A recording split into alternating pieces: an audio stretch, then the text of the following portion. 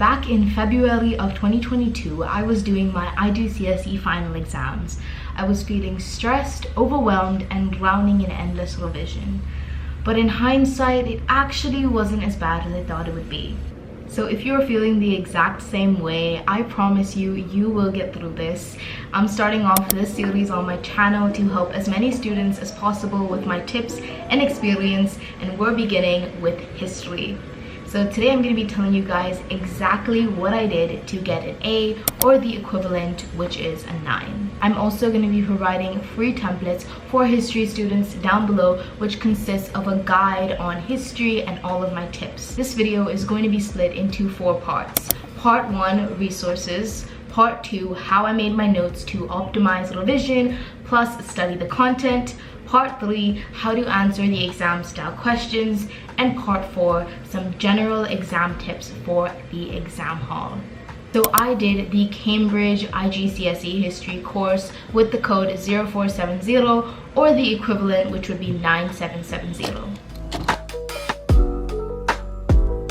So I did the option B, 20th century history option, but even if you opted for option A, most of these rules will still apply. The first resource I have is the textbook. Now, I actually noticed that for most subjects, the textbook actually isn't that useful, but I found that for history especially, the textbook was my primary resource. It has the statistics and the sources that you need. There's definitely still a lot of extra information, but for the most part, it's exactly what is needed from the syllabus in order. The next resource is the syllabus. This is so overlooked, I can't even explain it in words. For the longest time, I ignored the syllabus, but truth be told, without the syllabus, making notes and reading the textbook is useless. Firstly, the history syllabus consists of broad questions from each chapter, as well as some specified points. So essentially, it tells you what the main points for the chapters are, and therefore exactly what you need to focus on if you want to answer the questions well. And secondly, most of the past paper questions are based on these main points and specified points in the syllabus. Active recall is one of the most powerful study tips. If you don't know what it is, I highly suggest you go find out because it changed my study life. But essentially, it means to test yourself using questions, and having an idea of these main questions in the syllabus really helped me to view the textbook and make my notes with more objective. A huge mistake I made was in the beginning of the year, I used to make detailed notes, basically rewriting the textbook words, and it was such a waste of my time. So please don't repeat my mistakes and only take what is needed and look at the syllabus requirements. The third resource is Mr. Alsop History. Mr. Alsop History has my heart. He literally saved me and my history exams, and I don't even know what I would have done without him. So if you don't know him and you are doing IGCSE history, what are you doing? He is the king of IGCSE history, and he basically makes these podcasts on both his website, MrAlsopHistory.com, and his YouTube channel. He literally goes through every single chapter, 1 to 7, and the German depth study in detailed video parts. He mixes stuff from both the textbook and his own knowledge and research, which makes things so interesting. So definitely check it out. Fourthly is Britannica.com. This is a great source if you want to get more insight or background knowledge on a specific historical event or person. And lastly is BBC Bitesize. This is amazing for chapter summaries and an overview of the topics. So notes is a study technique that a lot of people say is a waste of time and you shouldn't do, but at the same time, there are also people who swear by it. In my opinion, a subject like history just needs notes of some kind just because the content is so large and hard to digest. So after a lot of trial and error, I found that the perfect form of notes for history is mind maps. For a subject like history, having links between things is really important, and mind maps are made for that. So I would put the main topic in the center. So for example, Hitler's foreign policy, and around it, I would draw arrows to questions like who, what, where, when, how, and why. And this strategy really helped me immensely to study the content. I made this strategy myself and I'm so proud of it. My biggest tip for you guys is instead of using notes as a way to rewrite the points of the textbook, use it as a way to summarize the important points in the textbook and things that you often forget. My notes was a huge way of my revision, however, I do have some regrets.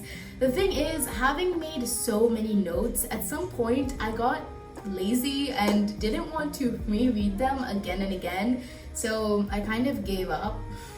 However, for the most part, having the notes was a huge help because rereading the textbook over and over again was quite difficult, and having to find and locate the information was made easier. Last minute revision tip here: if you are nearing exams, there is no point making notes. Do not waste your time doing that.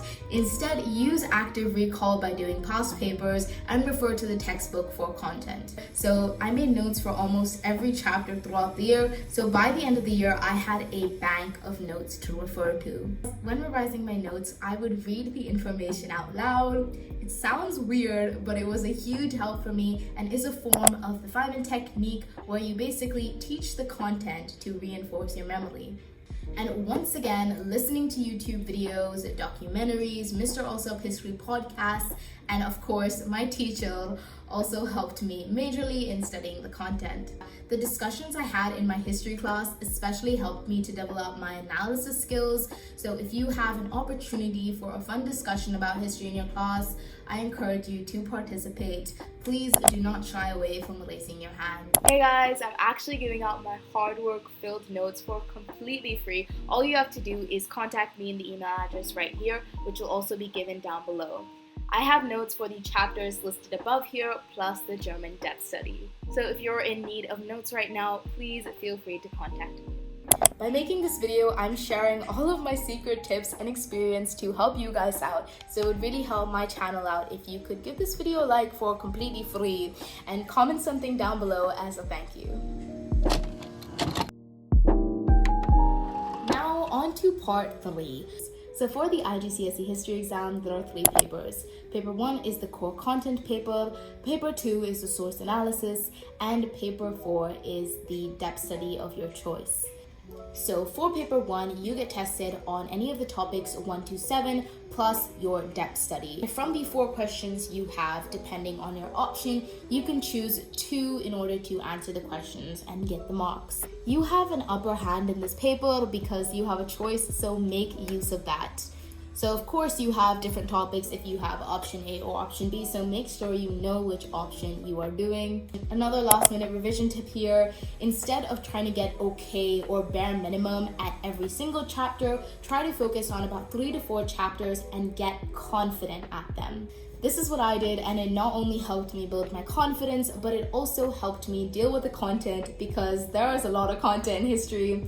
It's a given. Another major exam tip here is that the chapter you are given for your source analysis paper will not come for the core content paper 95% of the time. So if you have your core content paper coming up, don't bother spending time revising that chapter. For this paper, the question comes along the lines of number 1, some event, topic, person in the chapter. The A part, which is a 4-mark question. For this question, you need to get straight to the point and do no analysis. There is absolutely no point because for this question, it is 4 marks for 4 points. Next is the B part, which is a 6-mark question. For this, 3 paragraphs is good enough. A bit of background is needed, and also explanation of 2 points fully should give you the 6 marks. And lastly, for the C part, it is the 10-mark question. This is like a mini essay question, and it consists of a how far do you agree, or how far do you disagree, or sometimes do you agree or disagree. It is really important that you read the question thoroughly and even take some time to plan out your paragraphs. The most important thing in history is to explain both sides. Whether you agree or disagree, make sure you cover both. And in the conclusion, state by how much or why you agree more than you disagree, or vice versa. The examiner wants to see this evaluation. The marking scheme suggests 2 agreement points and 1 disagreement points, or the other way around, depending on your take. Then comes the section B of the paper, which is usually a similar layout, but the question is based on the depth study of your choice. I did Germany. In this, there are 2 questions and you only have to choose one. The timing for this paper is 2 hours, so I like to see it as 1 hour for section A and another for section B. As for the detailed questions, spend 5 minutes on part A, spend 10 minutes on part B, and spend 15 to 20 minutes on part C. Obviously, these are just estimations, so take this with a grain of salt. Now moving on to paper 2. Paper 2 is the source analysis paper, and this is based only on one topic, which you will be allotted beforehand. So that's all you have to focus on.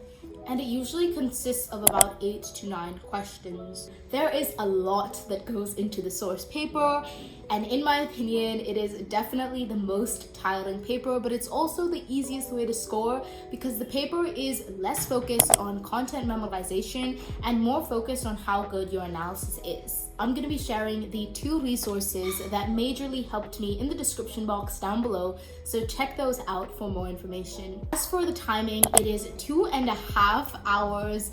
This paper is honestly just a rush. I ran out of time, so I don't think I'm credible enough to give any advice on it because I didn't do that well myself. Now we're on to paper 4. This paper requires you to choose and answer only one question from a choice of 2 on the specific depth study that you have been allotted. However, this question is 40 marks, meaning essentially it's an essay. The paper is 1 hour and the 2 questions will either be asking how important something was or how significant something was, like an event or a person. The biggest tip I have for this paper is to make a plan. Taking that extra time and making a plan will save you from stress writing in the long run. So practice making timed essay plans on questions as mind maps, checklists, etc. Whatever works best for you. For this again, you need to explain both sides of the argument in order to be in the higher mark band. Another important factor is to make sure you have a clear line of argument throughout your entire essay. So don't say Hitler was the most important person for Nazi success in one paragraph and then in the next say why Joseph Goebbels was the most important factor in Nazi success. Do not contradict yourself in your essay as it makes your argument weak. Firstly is don't stress about the dates. I know this is a lot easier said than done because I definitely did stress, but upon reflection, that was not healthy nor productive because at the end of the day, you're not a robot. You're not going to be able to remember every single date and you're bound to forget some of them. So trust that you have done enough and do your best in that very moment. Second is so important, and that is to please don't compare your knowledge with your peers. That will destroy you.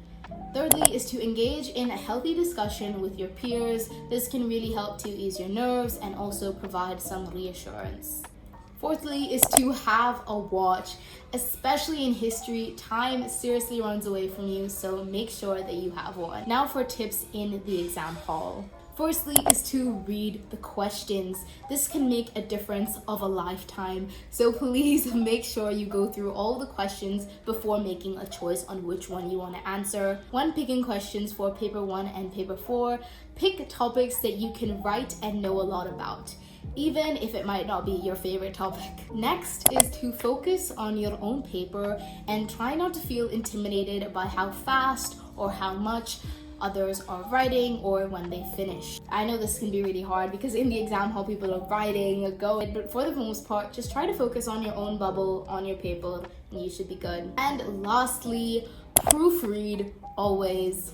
Leave time, even if it's 5 minutes, to go through your answers, read through the questions again, to give yourself that reassurance and fix any minor errors in dates or names. So I wish all of you guys the best of luck and hope your exams go smoothly. Remember that all of this is temporary and all that you can do from your side is your best. So if you've been on a YouTube binge or just procrastination binge, then I just want to tell you to click off of this video and go revise for your future self because they will be very happy.